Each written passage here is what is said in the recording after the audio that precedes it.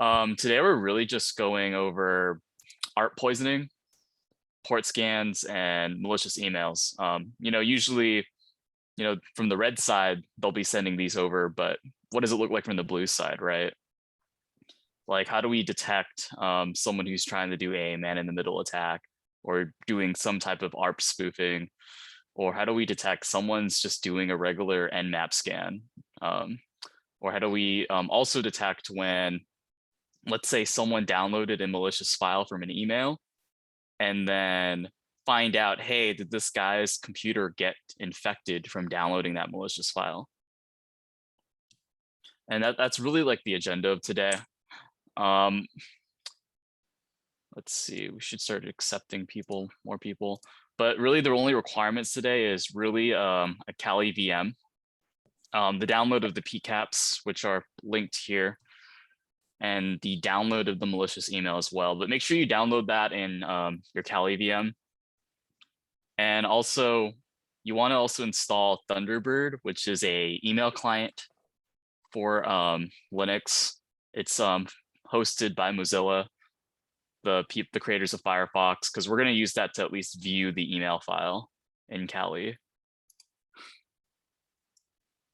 So do download that on your VM if you can at this moment.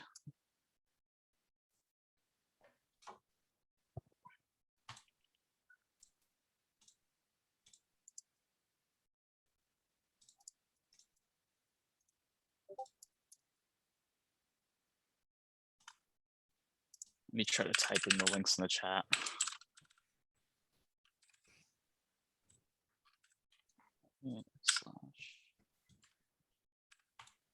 Before we start, we should probably do another disclaimer after. Oh yeah, of course. We always do that disclaimer. This week is worse. Yeah, this week is worse because you're actually downloading something malicious. Basically, only do this in a VM. We're not responsible for anything that happens, so please do it in a VM where it's sandboxed.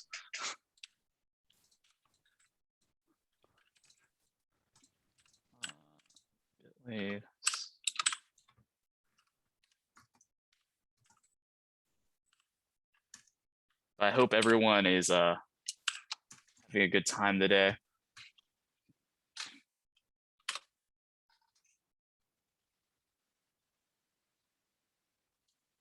Yeah, last week was a lot of like explaining, but I really wanted to have like a PCAP for like each type of scenario this time, so you get a lot more hands-on. Yeah, we also shortened the presentation compared to last week, but I mean, the first week we really needed you guys to understand fundamentals. So the slides are kind of necessary. I mean, we're still gonna go like a little bit into depth, like like let's say you don't know what ARP is, right? Okay, we'll explain what ARP is at a basic high level, and then let's say you don't know, how a TCP handshake works, because we are going to be looking at TCP traffic to realize, how someone is port scanning. Like, how do we detect that? You do need to understand how a TCP handshake works, so we will explain that. Do you let me know when you have it ready, though, like the requirements for today's, before I move on?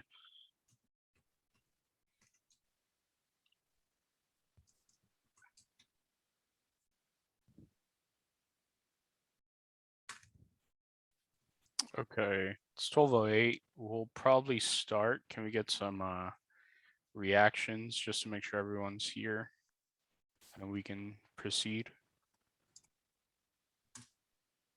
Okay, cool.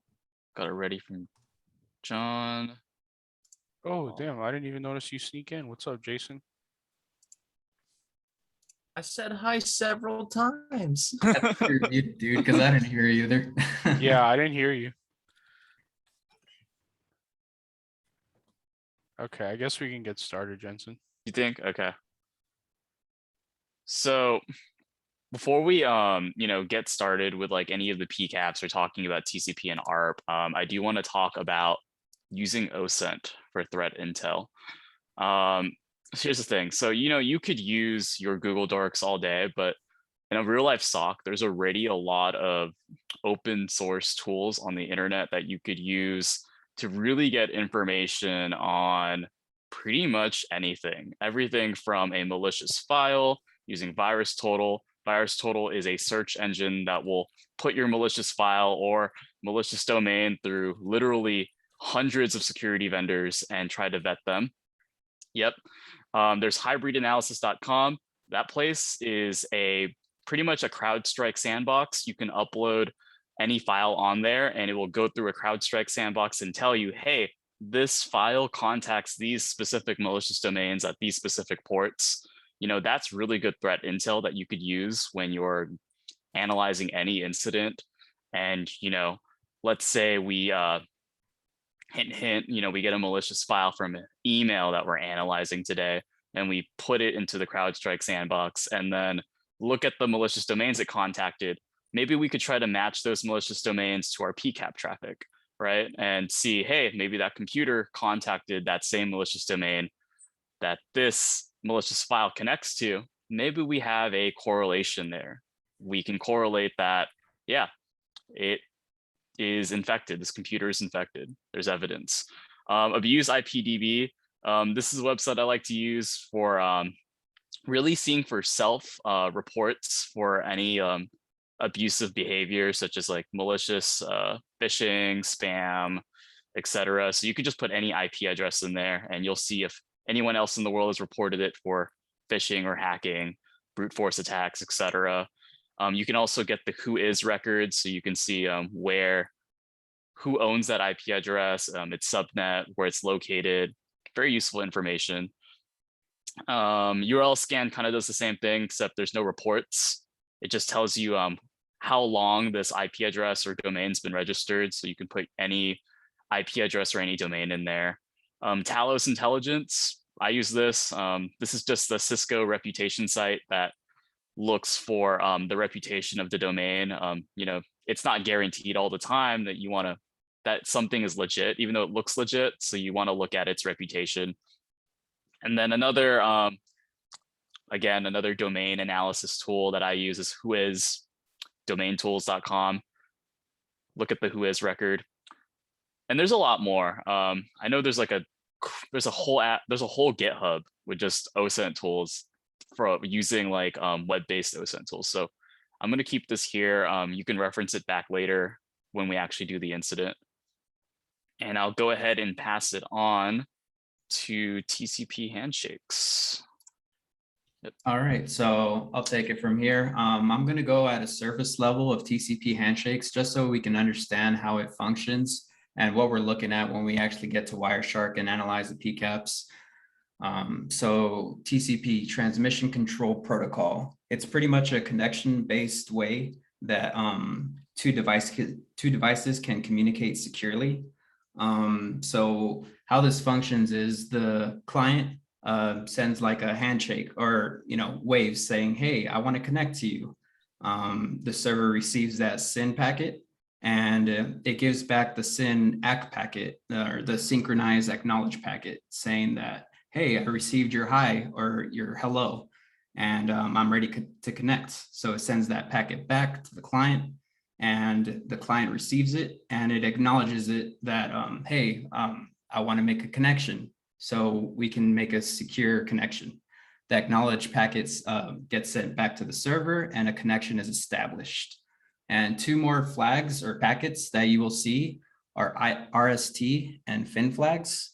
RST is pretty much a flag that says it's going to reset or disconnect if it gets sent to the server or the client. And the FIN flag is just making sure that it's securely going to disconnect or graceful disconnect. And that is TCP handshakes. Thank you. We're also going to move on to ARP. Quick high-level overview of ARP. Okay, there we go. Okay, so ARP stands for Address Resolution Protocol. Basically, what it is responsible for is trying to figure out the MAC address for ever-changing IPs. So if there is an IP, the ARP will set up a cache to that MAC address. So it'll be like, hey, if I'm trying to reach this PC on a LAN, this IP address will allow me to connect to the NIC, which has the MAC address. ARP generally wants to check its cache, but sometimes, you know, the caches get emptied, or they just don't work. So it'll then send out, you know, who is sort of requests, and you'll see that in our PCAPs later. So I don't want to give too much on that yet, but it'll request MAC addresses, and then you'll find a that you get a response back from machines, and you can do some cool things with that that we'll see later. And just know that ARP will allow you to cache MAC addresses either dynamically or statically. And that just means dynamically they're gonna get erased and change after a while, or static, you set them up yourself. And it'll be like, hey, this is gonna be the MAC address for this IP. And generally you'll see that used when you're in a business and you know that, you know, two machines are going to be in constant contact with each other. You'll generally want to set a static MAC address for that. And you can use that. I think on Windows, you would do like ARP-S, and that'll allow you to input the IP address, and then following you input the MAC address, and that'll create a static cache for that. But yeah, so far that's just like a brief overview of what ARP is, and you'll see some of the connections later on today. Yep, and we'll clarify it more when we look at the PCAP to make it a lot more easier to understand. Okay, and recap from last week, since we are going over an email, you know, there is DMARC, SPF, and DChem. You know, DMARC usually passes when DChem and SPF passes. And, you know, DMARC can still fail even if both of them pass, you know, due to specific email policies of the specific email service. When it comes to SPF, it checks the sender's IP address and matches that to the authorized email server. And when that passes, you know, it ensures that, yeah, this domain is only sending emails from a verified list of servers. When it comes to DChem, DChem is like a public key cryptography, right? It's a public key. And when this key matches the key from the actual sender, you know, the authorized mail server, then DChem passes. So those are things to look out for when looking for spoofing or any emails. Now let's move on to the main attraction, right? PCAP exercises. I just want to know, we're going to be going over the ARP poisoning PCAP. Did everyone download that on their VMs yet? Okay, so far Zach has it, Jason has it, Tien has it, Okay, Pablo has it, cool. Cole has it. Where's the download? It's above here. Here, let me get those bit.lys for you. Yeah, it's the bit.lys. And please download them in your VMs. Do not use your host machine for this. Yes, to go on your Kali VM and download them from your browser there, from Firefox.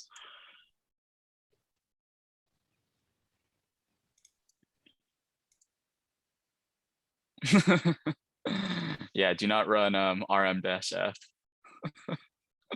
Root. Yeah, don't do that. Can you show us why, Jason? Yeah, can you show us why? You want to Because screenshot it the would images? install a Give us a really demo. cool game on Yeah. your Kali VM, and you absolutely cannot have fun.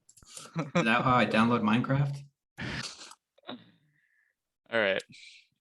But let's go over the scenario while everyone gets that downloaded. So just another morning shift at your SOC, and really an alert fires for a duplicate gateway address. You know, usually what that means is that, let's say 10.0.0.0.1 has two MAC addresses. that's a sign of ARP poisoning. And, as a SOC analyst, it's your job to really investigate, because that opens possibilities to, I want to look at maybe two specific attacks. I want to say DDoSing and man-in-the-middle attacks, where someone pretends to be the gateway and is making all the other machines send traffic to you, so that you could pretty much analyze them and exploit them, right? So in the cyber kill chain phase, this is usually used in either reconnaissance, intrusion, exploitation. And the techniques also include credential access and collection. I'm gonna go ahead and move on to sharing my VM. That way we could do this exercise. Let me see what happened here.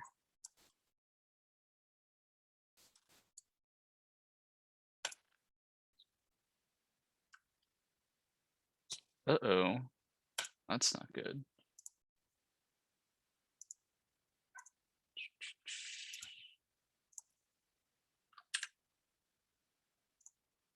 Wonder why my VM's not working.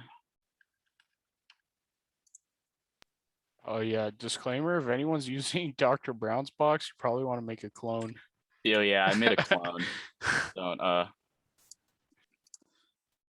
do not do not use Dr. Brown's box. I don't know why my clone is not working. I mean, Ooh, are you gonna have to use Dr. Brown's box? don't tell me I have to. Oh, guess I'm using Dr. Bob, Brown. I'm not even in Dr. Brown's class and I'm using Dr. Brown's box. Oh no. Let's go. And I have a snapshot anyways. I mean, even if I nuke this VM, I have a snapshot. All right. I'll just go ahead and download the files ahead of time. Oh, adding a snapshot would be a good idea, probably. Yeah.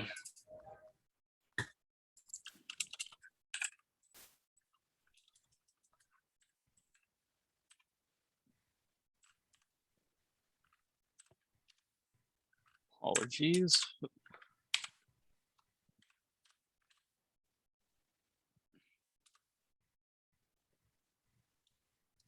So let's go ahead and download the ARP spoofing PCAP, PortScan PCAP, and the email PCAP for today. And then I'm also gonna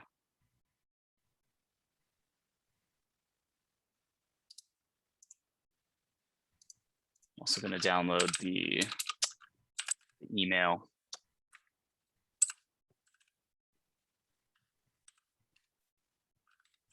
Interesting. My clone's acting up too. Oh, it is? Hold yeah, let me check. Oh, that's weird. Yeah, I did like a full clone, so it doesn't rely on the original files of the original VM. I was having problems on my laptop this morning. I had to do everything on my Is it trouble booting up, or was it trouble like using shared folders? it was trouble booting up. Like once I shut it down completely, it said I needed to contact my administrator or something. You gotta call God for this one. Yeah. I All just right. blame Apple. All right, let's go ahead and analyze the PCAP. Download. Let's look at the ARP spoofing PCAP. All right. So we know that ARP spoofing is going on, right? So obviously we should be looking at ARP traffic.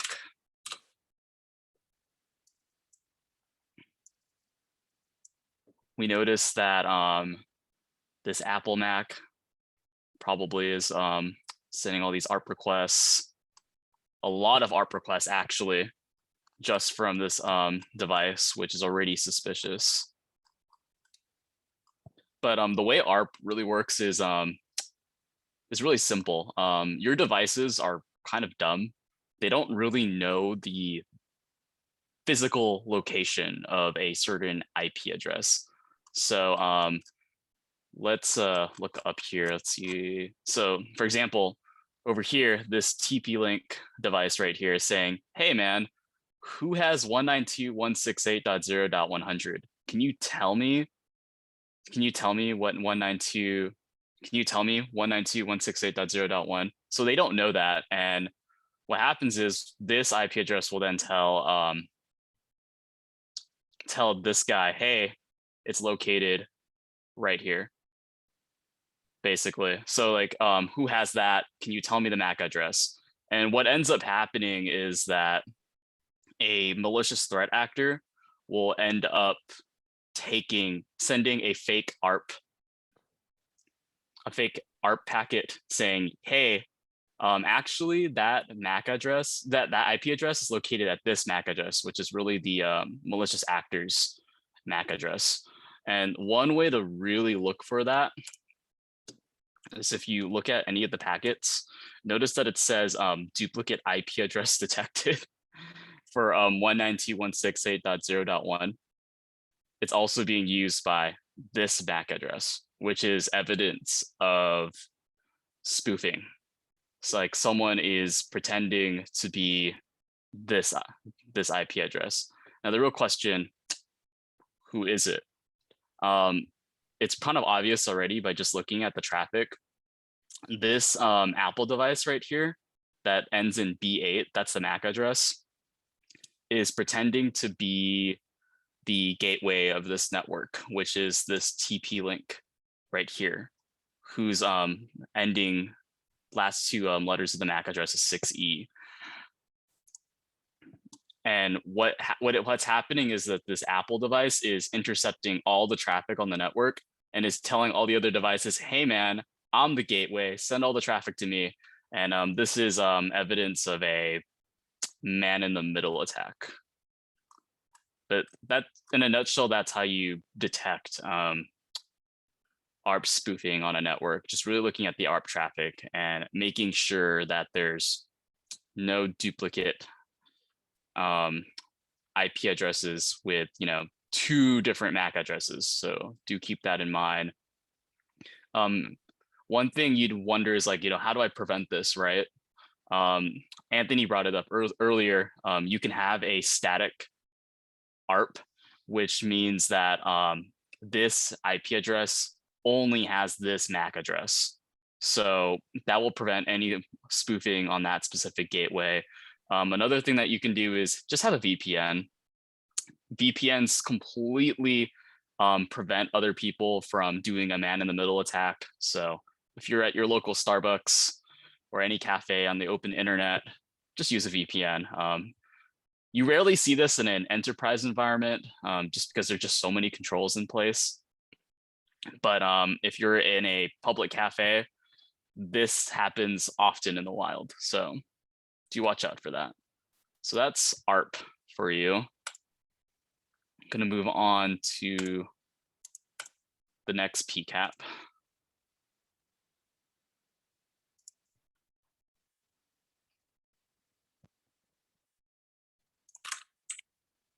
Which is really port scanning and how to detect that at in looking at a PCAP, right? So an alert fires for network service scanning, and in the kill chain phase, this is for reconnaissance techniques, discovery, and attack surface enumeration. So, on red team, you will be doing lots of port scans to look for any vulnerable applications. And you want to be able to see that from the blue team side as well. So we have an example of that today, which will be very fun to look at. Let's go ahead and drag this here. Look at the port scan PCAP.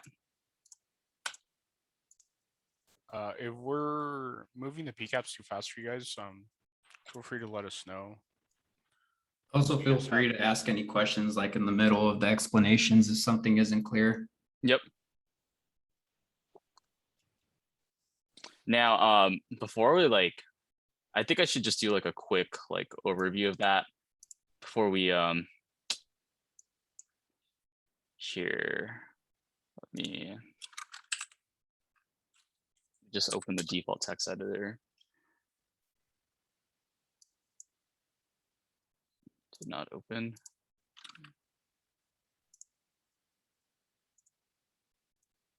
Okay, there it is. Okay, so to really explain what we're looking at, so let me look up TCP, right? Now you'll notice in this traffic,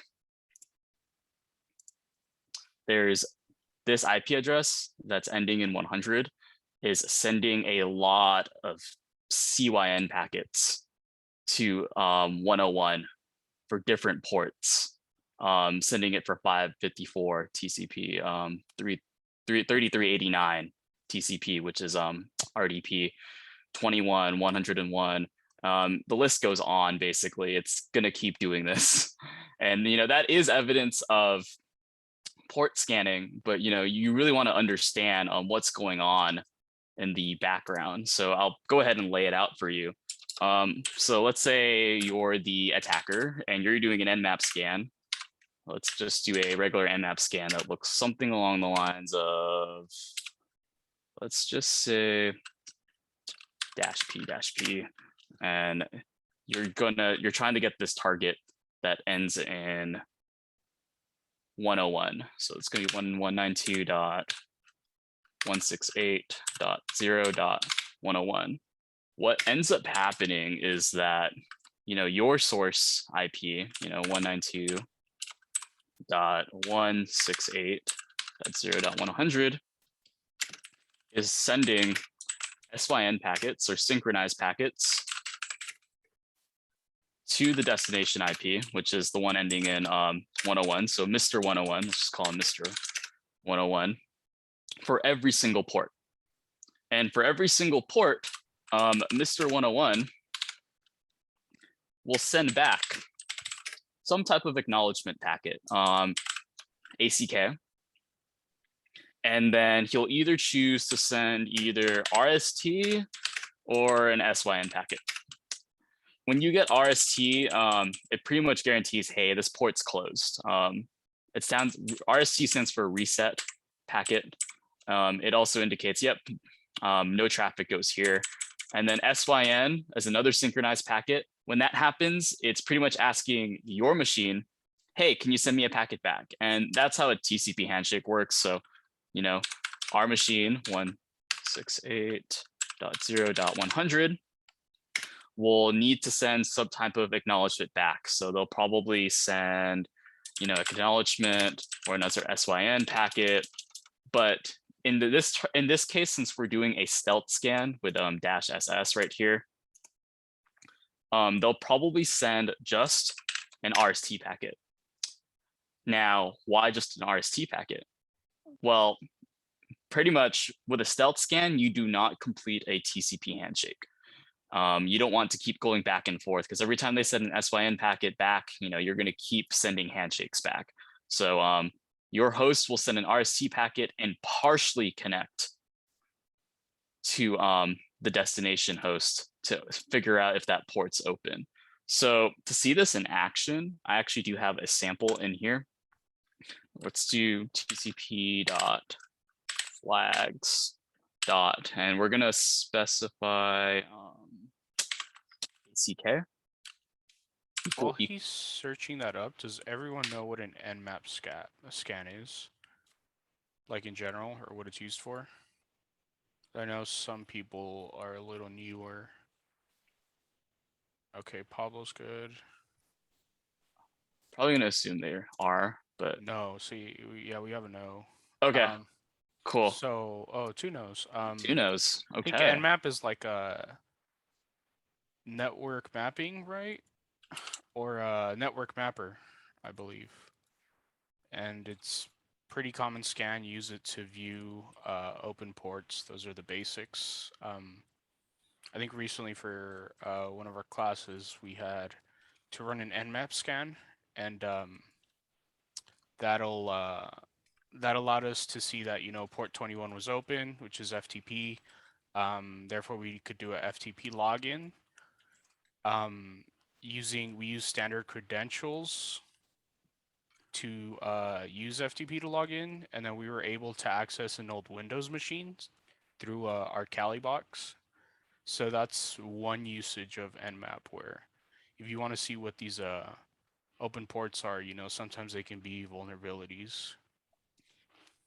Yeah, so in a nutshell, you know, you have these ports on any that could be either open or closed on any IP address.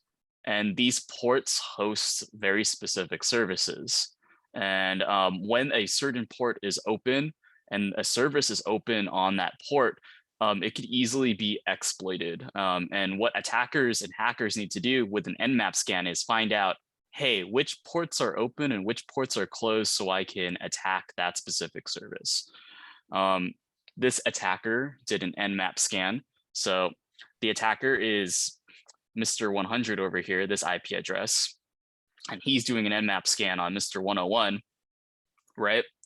And he did a Nmap scan, a really wide Nmap scan, and he sends the synchronized packet to Mr. 101, right? Looking for if port 62078 is open, right? And then Mr. 101 is like, hey, Mr. 100, I'm acknowledging that I received your packet from earlier. And I'm also sending you a synchronized package back to tell you, hey man, my port or my apartment number 62078 really is open. And that tells the attacker, you know, 192.168.0.100, hey, it is open, but I'm not going to communicate back. So he sends an RST packet back. But he's doing, here's the thing, the attacker is doing this for every single port, and there's like 60,000 plus ports. I forgot the exact number, but you typically want to do this as a red teamer.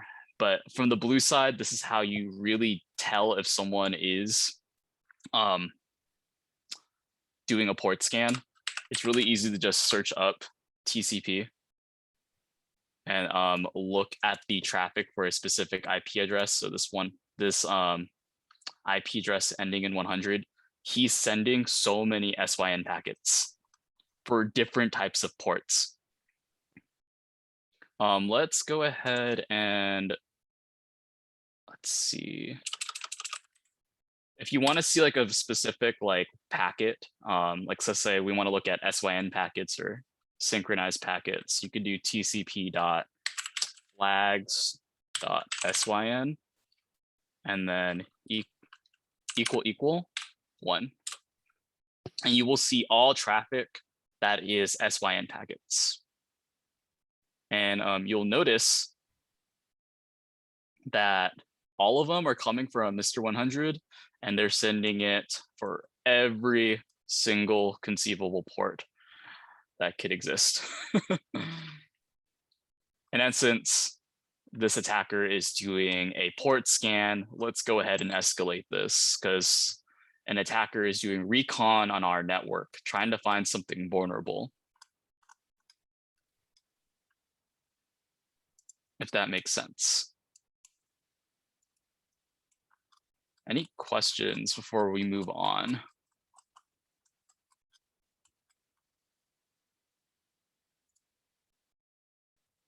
I'm gonna assume no.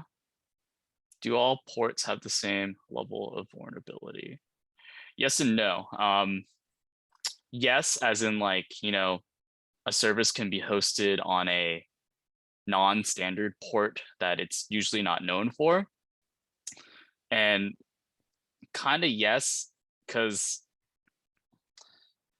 it depends on the service basically. Like if you have telnet open, which is pretty much SSH without encryption on the specific telnet port that it's known for, oh man, you know you're gonna exploit that. Yeah, hackers are always looking for very specific ports. Like Anthony brought up earlier, we exploited an NFS share that was hosted on port 22. And because we knew that was open, we were able to send an SSH key to the target machine and SSH in, basically. So hackers will always exploit certain ports, but your job from the blue team side, because this is the blue team side, is to really just attack it and stop it. And how would you stop this? Easy. You pretty much shut down the network for where this IP address is located, this host machine, or even just shutting down that machine, quarantining it. And that's how incident response happens, right?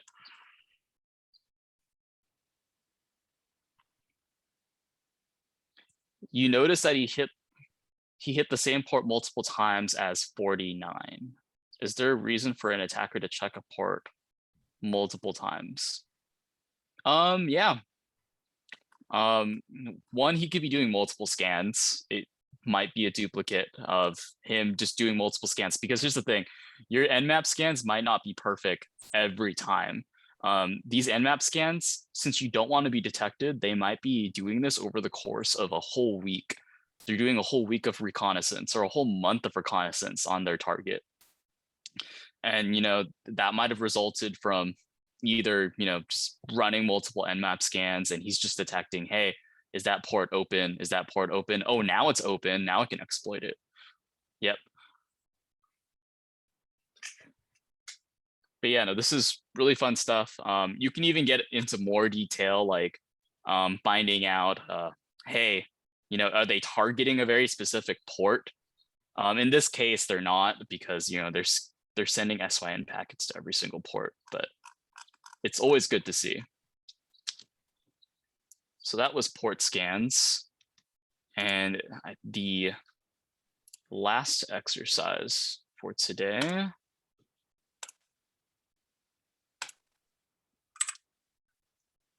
is the malicious email analysis.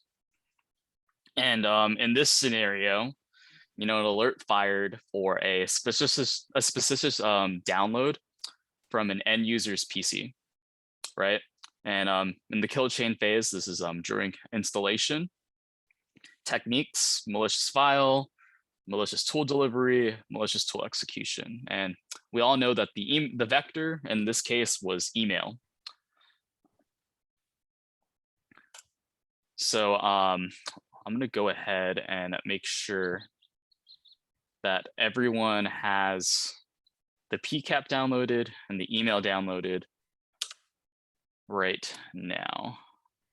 Go back. So this one right here is the PCAP.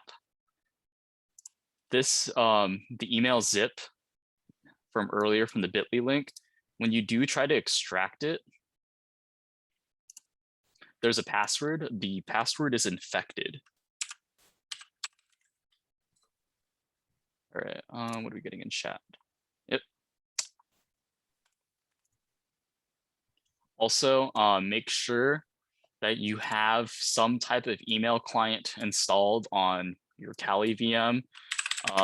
If you can, you could do sudo apt-get install Thunderbird. Yeah, we're going to be using Mozilla's Thunderbird email client to view this email file within your Kali box. I already have it installed, but yep. This is the command you'd use to install it. Last warning, make sure you're doing this in your VM, please, for your own sake. And also, just to verify, you do not need to make an account with Thunderbird or even a burner account. As soon as you get to that phase of downloading Thunderbird, you can just exit out of it. And once you open up the email, you should be good to go. You'll see the attachment and the rest of the information within the email. Yep. And then if you want to launch it after you installed it. Oh, wait. I just realized I actually didn't install it on here yet, because this is Mr. Brown's machine. So I will install it with you guys. Wait, yours didn't have it for Dr. Brown's? Oh, wait, is it already pre-installed? Yeah, it should be. Oh, it is? Oh, I didn't have it.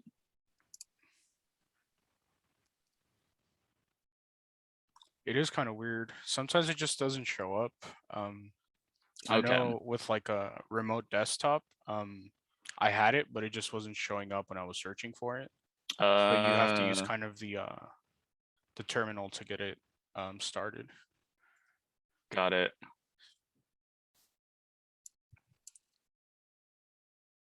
Makes you curious, then can I just open this and it will open up Thunderbird? No, it didn't open up Thunderbird. Just, yeah, that's not what I'm looking for. It's all right. Looks like it's almost done anyway. Yeah. Oh, never mind. No, not even close. 28 seconds. Yeah. Well, at least this gives everyone time to Yeah, get it make ready. sure. Yeah, and you do have to extract the file, so keep that in mind. You want to throw it into Wireshark. I'm gonna go ahead and make sure we throw the PCAP that we're analyzing today. While you are waiting, you can also set up a text file just to have on ready, since we will be doing a report on the PCAP for the email. So just Yep. have it, at the same place you extracted the file or the folders. Yep. So we're going to be simulating, email phishing, email malware, in a SOC setting, and how we would investigate and write up a little incident report. Let me go ahead and close all my tabs because I have too many.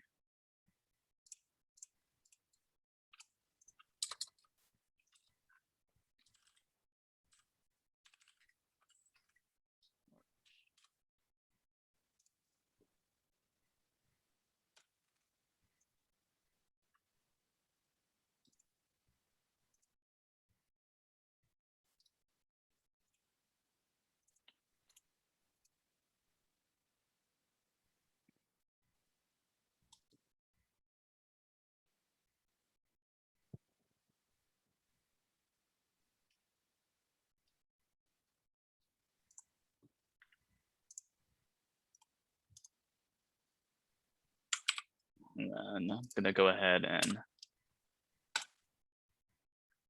have the question for drafting an incident report. We're only doing one email today, but we sped through it, so we have time for questions and stuff.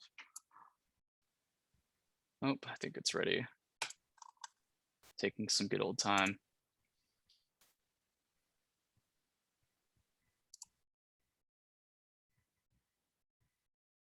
Honestly, deleting the PCAP should be fun. Also deleting the email.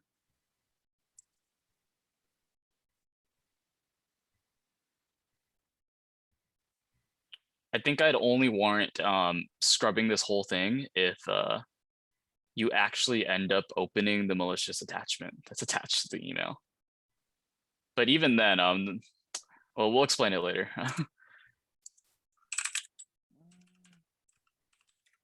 Okay, cool. So I can launch Thunderbird in terminal after I installed it. We are not going to set this up, right? We just, cool. Nice, so we have it open. I'm gonna go ahead and open up that email.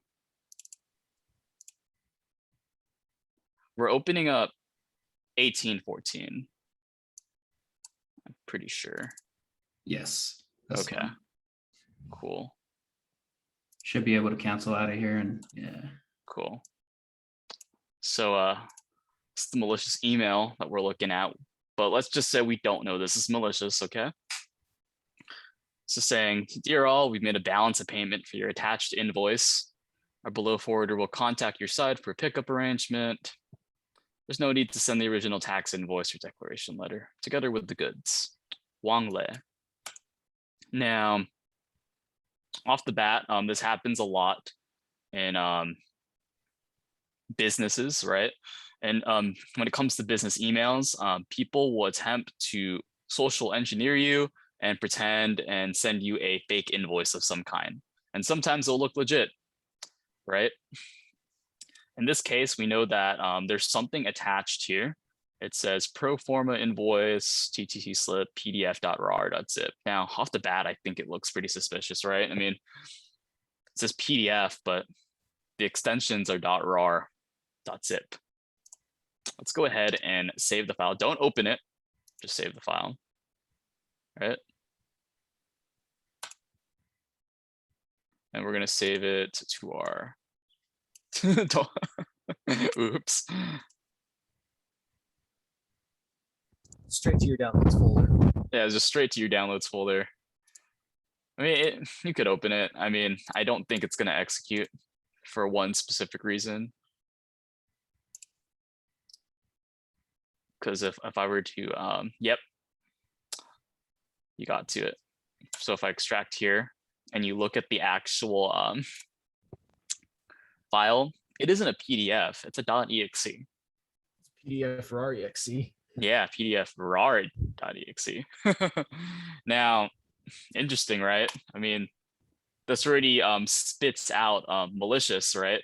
But here's the thing. That's not enough. You can't just escalate because of this. You got to prove that this is malicious, and you also got to write out your incident report. So on your text pad, right here. I'm just going to use these questions for reference, but I'll write out my own incident report. So I like to answer any security event with the who, the what, the why, and the what.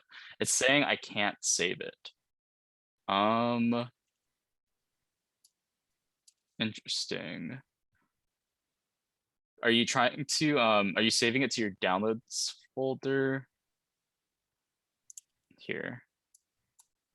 You just click save here. And then you click save here. Tell me what's happening.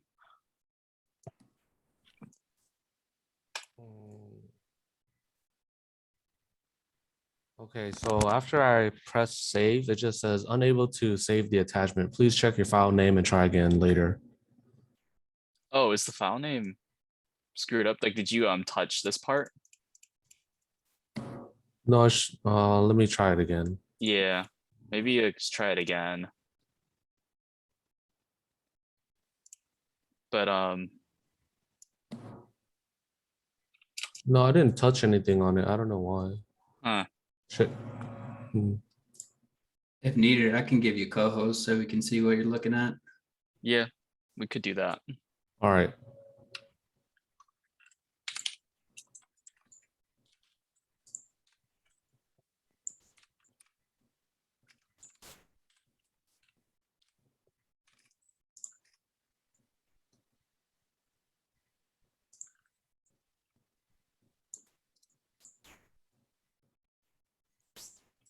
So we opened this one. Okay. Click that. I just click that. Oh Okay. yeah, wait, that happened to me too. Like it wouldn't save in it. Uh-huh. You have to actually like go back to try saving it as again. And then go Actually, no. Actually, I think it's just saved by itself now after I reopened it. Okay. It's right Cool. there. Okay. Yeah, I don't know. All right. All right. All Strange. right. For sure. We go ahead and go back to the VM, right? So where we left off was really writing out your incident report, and you want to be very specific with the dates and times, right? So this email was sent on December 14th, 2017 at 10:14 a.m., right? And it was sent by this email account right here. Let's copy this email address.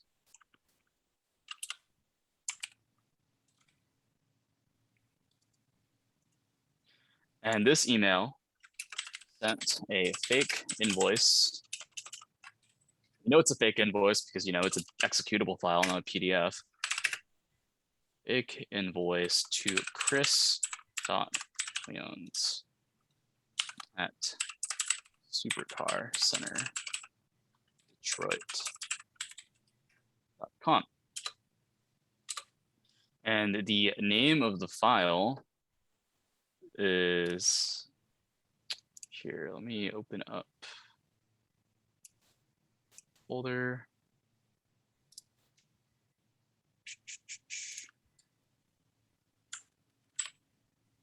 Copy.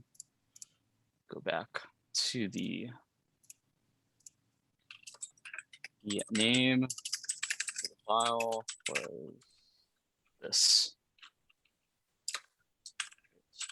Ended up being .exe. So this is what we have so far, right? Always document everything for an incident while you're working like the ticket or working the event, so we can keep track of it. All right. The next thing we want to do is really just leverage OSINT tools, because we have this malicious PDF, this malicious zip file, and you could upload it, but you don't want to do that yet, and I'll explain why. You want to get the SHA-256 hash of that file, and I think it was. I think the command was chasm. Trying to remember.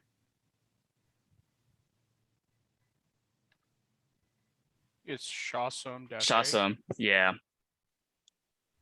So make sure let's just ls where we're at right now. I'm gonna cd into my downloads folder.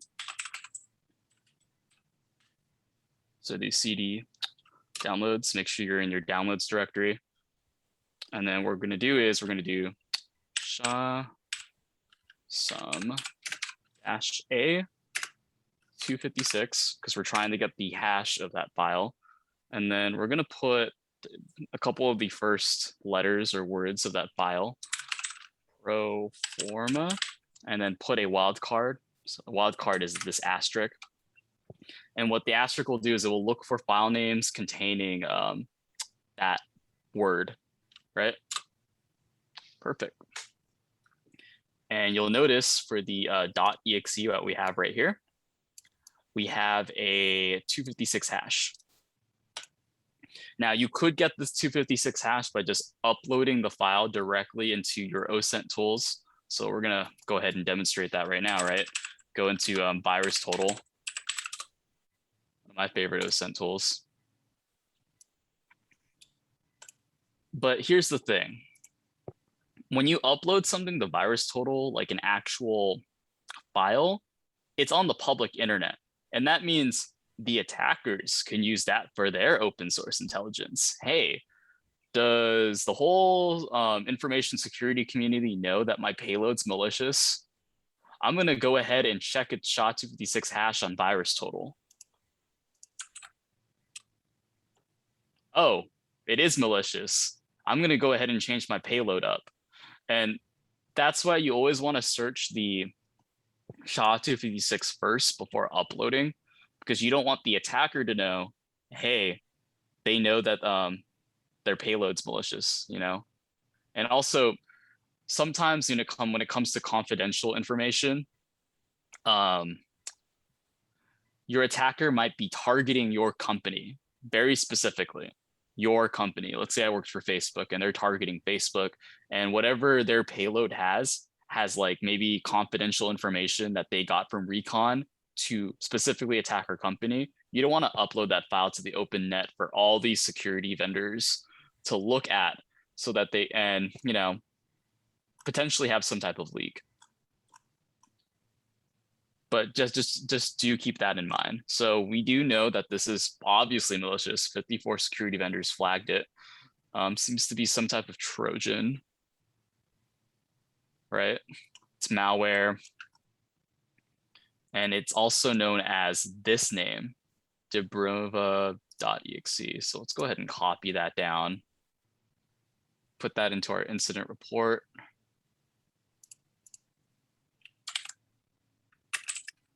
Real name .exe. Its file hash. It's 256 hash is, let's go ahead and copy the hash. That's actually the hash, by the way.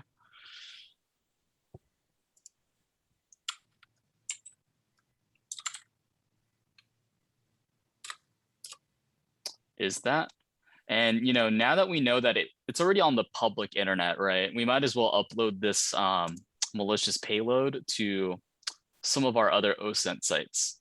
For today, we're going to be using the hybrid analysis website. Another way to reach there is just to do reverse.it.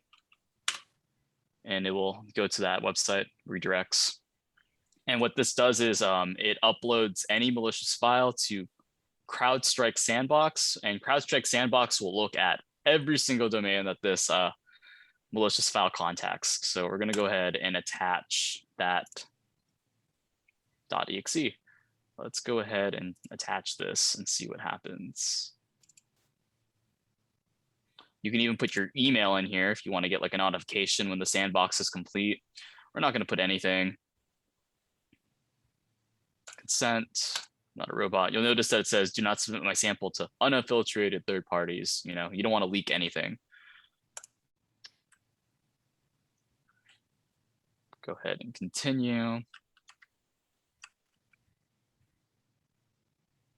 And because it's a .exe, we know to execute this on a Windows machine. You can choose where to detonate this. So we're going to detonate this on a Windows 7 64-bit machine. And then we're going to generate a public report.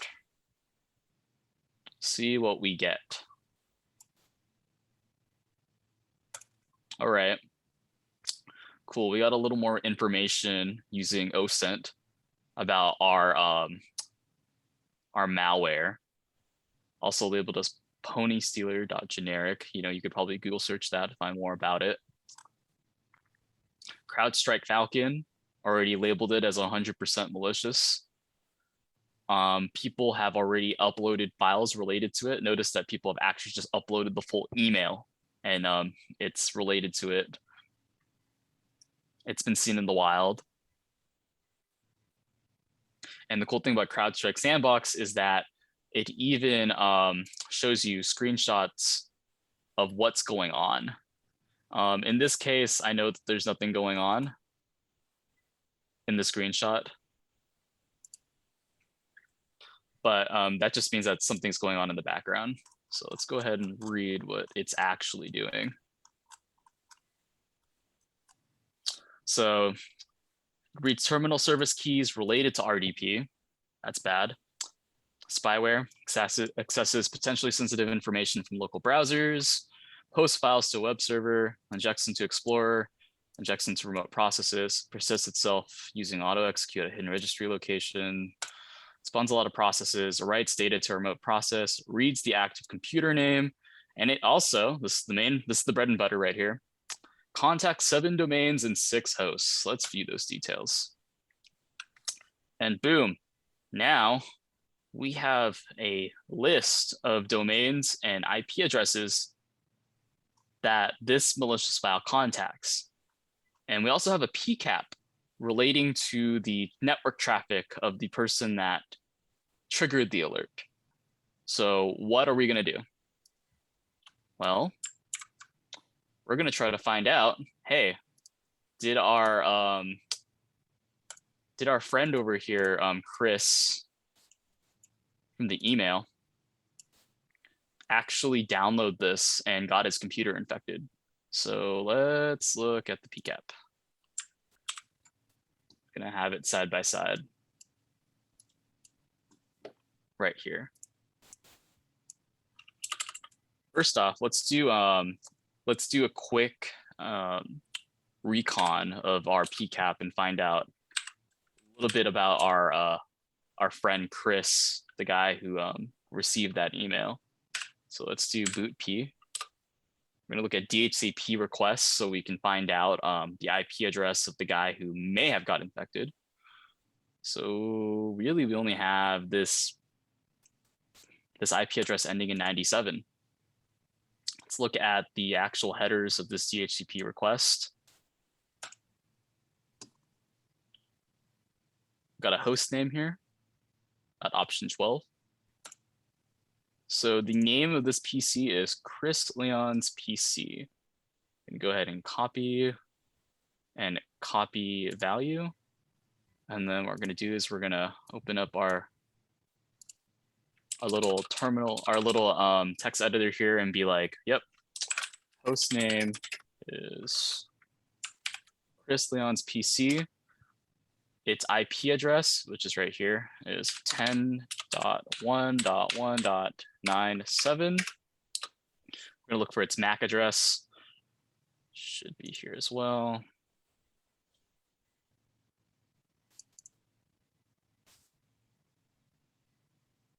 There's the MAC address right here under Ethernet 2 right here.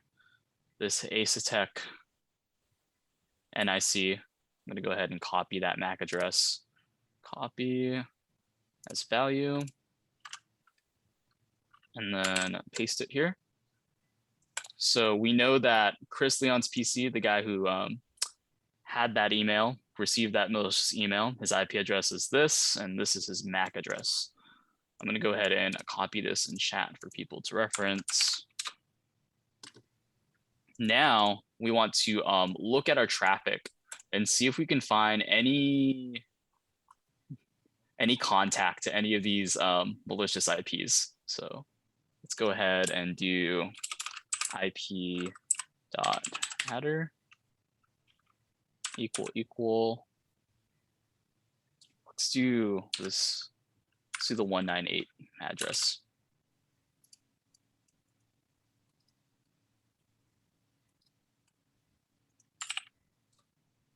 Nothing. Let's do this 66 address ending in 153.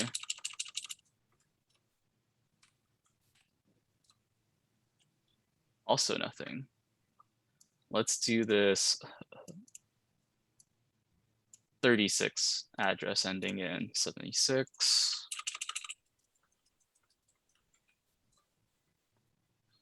Nothing. Let's do 202.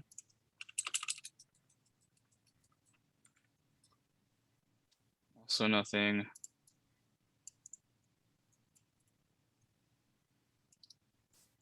$162. Really, we're just trying to prove, hey, did this machine get infected?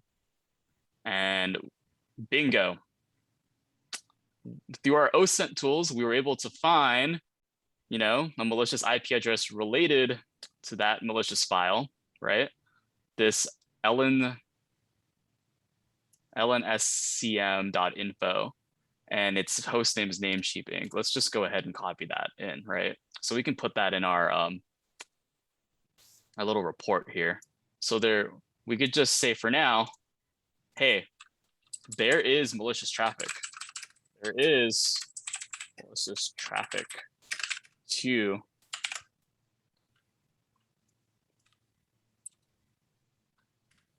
this specific domain and this IP address relating to this file. All right. And also, if you remember how TCP handshakes work, notice that, let's see, this 10.1.1.97 is sending SYN packets, or synchronized packets, to the malicious IP address for port 80. Port 80 is HTTP. You'll also notice that, you know, they're constantly sending handshakes back. And then afterwards, Mr. Malicious 172 is like, yeah, I acknowledged it. I received your packet. Let me send another synchronized packet back. Let's handshake on it. And Mr. 97's like, yep, I acknowledged that I got that. My port 80 is open. And then here, let's go ahead and access a malicious payload using this get command. We have evidence that this 10.1.1.97 is contacting the malicious domain. And if you remember from earlier, what is 10.1.1.1.97? It is the IP address of Chris Leon's PC, the person who downloaded that email. So we could say with confidence, Chris Leon's PC is infected as it contacted the malicious domain at 162.213.255.172. And the question of the day is this a true positive escalate, you know, in your local security operations center? Yes, it is. True positive escalate. And an incident responder would come in and probably wipe Chris's PC. He'll probably not want to do that though. He'll probably just remote in and try to remove the malicious file or any remnants of the malicious file that got on his PC. And then he'll try to probably force a password reset on Chris Leon. So what do you mean by escalate? So in a security operations center, you'll have tier 1s, tier 2s, and a tier 3. And they're all SOC analysts. You have a SOC analyst tier 1, tier 2, tier 3. The SOC analyst 1's job is to do triage and investigation. We are doing the job of a SOC analyst 1. And basically, tier 1 is just to say, is trying to investigate, is this malicious behavior that's worth escalating to tier 2? And what tier 2's job is, if you're wondering, is to contain, eradicate, and recover from any malicious attack. So tier 2s are very experienced on responding to a malicious incident in real time. The problem is there's just so many security events and incidents that happen in one day, like hundreds of alerts. And it's tier 1's job to do their due diligence, find all the evidence, which we did right here. You know, we found all the evidence, right? To figure out whether or not we should escalate to tier 2. Now, when should we not escalate to tier 2? Well, if we don't see any malicious traffic from the on this person's PC relating to the malicious file, we could probably not escalate. It would just be something along the lines of true positive, not escalate. No, there's no impact. Or let's say they didn't download the file, but they did receive the email and we received the alert. You know, it's a true positive, do not escalate. But it is an escalate in this case because we have evidence that this guy's computer got infected. So then the tier 2s will then take it over and contain this incident. They'll try to wipe out that whole PC or try to eradicate the malware, or they'll also try to reset the password of Chris Leon. Now, you're wondering, what's a tier 3? Tier 3 is your handler / threat hunter / SOC lead, basically upper level management and people with years of experience in the industry. A threat hunter is someone who will go on organized hunts and try to find something malicious in the wild and do security research on it for a whole month, to the point where they'll have maybe like a 30-page paper on something malicious, and then they'll hand it back to the SOC to analyze and redo their alerts so that they can look for that malicious thing that they found in the wild back inside their internal SOC. Threat hunters are tier 3, right? So, you know, tier 2s can escalate to tier 3, but usually when you escalate to tier 3, something bad really happens. And by bad, I mean probably, let's say, I don't know, let's put something on the lines of ransomware infecting half your network and impacting a majority of your company, right? Yeah, Twitch leak. Tier 4. Tier 4 is literally like upper management. So at that point, it's your information security officer, CISO. But yeah, that was pretty much the workshop of going over this malicious PCAP. I kind of just went along and did it all for you guys. How was following along today? How was this style? Great. Okay. I hope you guys learned something today. we pretty much just did the job of a SOC analyst 1, and we pretty much went through 3 alerts. We went through ARP spoofing, like we got an ARP spoof alert. We went through an Nmap scan alert, like, you know, some adversaries trying to recon our network and find out what's vulnerable in our network. And then the 3rd alert was, hey, someone downloaded a suspicious file. And yes, you can have alerts for that. The thing is, you won't know what you're going to get until you open up the email and start looking at the logs. Yep. I really hope you guys enjoyed today. Thank you so much. And we will post this workshop on the FAST Slack, and we'll also have a copy of the answers in my incident report in a text file or PDF as well. All right. Thank you guys. Any last questions? We would like feedback. I know you know, they were slightly different how we presented last week to this week. And just in general, if this is something you guys like, we can keep on doing, but we can't continue to improve if you guys don't let us know if you like it, or what your preferences are. Maybe there's some things you do like or you don't like about them. So I'd be more than willing to take any feedback, you know, in public or private.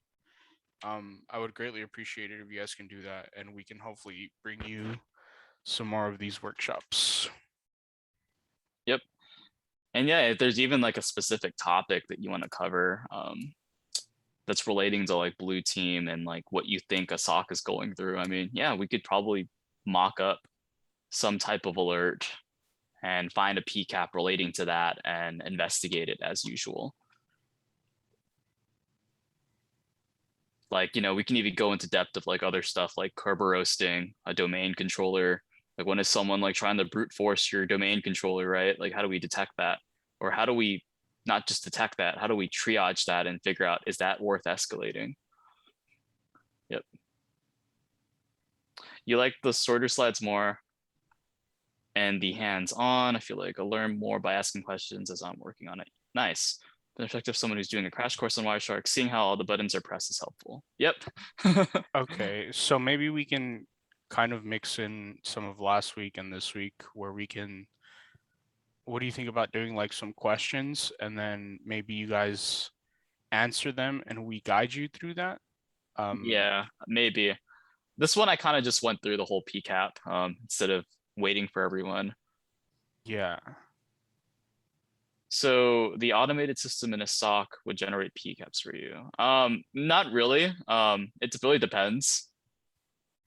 In a real life world now, we have SIEMs, or, you know, security information event management systems, which are huge softwares such as Splunk, IBM QRadar, or Logarithm, Elk Stack.